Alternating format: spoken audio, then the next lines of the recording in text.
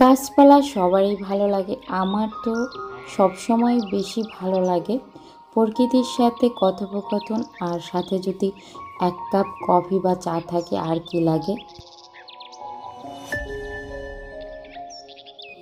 আসসালামু আলাইকুম ভিউয়ার্স, আজকে বৃহস্পতিবার সকালের দিকের ভিডিও। বাচ্চাদের স্কুলে দিয়ে এসে কিছুই ভালো লাগতেছিল না, একটু ঘোরাঘোরা করছিলাম, মনটাও বেশ খারাপ খারাপ মনে হচ্ছিল। তো এই তো দুধালি চলে এসেছে, আমরা আসলে তাকে দুধালি আপাই বলি, আমার বাচ্চারা বলে আন্টি। তো যাই হোক, দুধ এসেছে, মন চাইলো যে গরম গরম এক কাপ কফি খাই। যেই কথা সেই কাজ, আর কফির সাথে একটু কিছু মিছু বানাতে চাচ্ছিলাম। তো বাসায় ছিল কোরিয়ান নুডলস, ঝাল ঝাল, তো ওটাই ভাবলাম যে একটু খেয়ে নেই, মনটাও হয়তো রিফ্রেশ হয়ে যাবে, যেহেতু দুপুরে রান্না বান্না আছে। সংসারের কাজ তো কখনোই শেষ হবার নয়, সেটা একটার পর একটা সামনে এসে দাঁড়াবে, তাই বলে মাঝে মধ্যে নিজেকে টাইম দেব না এরকমটা নয়, নিজেকেও মাঝে মধ্যে টাইম দিতে হয়।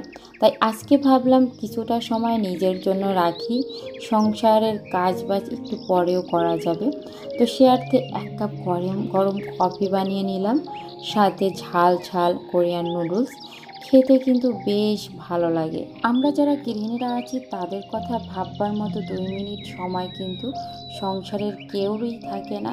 কথাটা স্বার্থপরের মতো শোনালেও কথাটা কিন্তু বাস্তববাদী। যাকে ছাড়া সংসারটাই অন্ধ হয়ে যায়, তার গুরুত্বটাই সবচেয়ে বেশি কম থাকে আমাদের এই মানব সমাজের সংসারগুলোতে। এটাই হয়তো বা যুগ যুগ ধরে চলে এসেছে। আসলে যাই হোক না কেন, যারা একটু সচেতন বা যারা একটু নিজেকে নিয়ে ভাবেন, তারা আফসোস না করে নিজের জন্য নিজে কিছুটা সময় বের করে নিজেকে প্রায়োরিটি দেওয়ার চেষ্টা করুন। সকাল 9টার দিকে আমি বাচ্চাদেরকে দিয়ে এসে প্রায় 9টা থেকে 12টা অবধি একইভাবে নিজের জন্য নিজে কিছুটা সময় রেখেছিলাম। বই পড়া বলেন, কবিতা পড়া বলেন, আরও অনেক কিছু করেছিলাম, সবটা আসলে ভিডিওতে ধারণ করিনি। তো তারপর এক কাপ কফি খেতে খেতে অনেকটা সময় ফেসবুকে চাপছিলাম। তো যাই হোক, এই তো আজকের ছোট্ট ব্লগটি কেমন লেগেছে অবশ্যই কমেন্ট করে জানাবেন।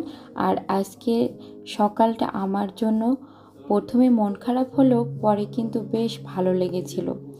মাঝে মধ্যে এভাবে নিজেকে সময় দিতে ভালোই লাগে।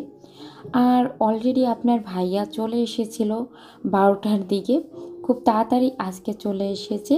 তো সে এইগুলো এনেছিল, মনে হলো যে পেয়ারাগুলো বেশ ভালো নয়, আমি একটু বলছিলাম। তাহলে আজকের ভিডিওটা এই পর্যন্তই, সবাই ভালো থাকবেন, সুস্থ থাকবেন, আল্লাহ হাফেজ।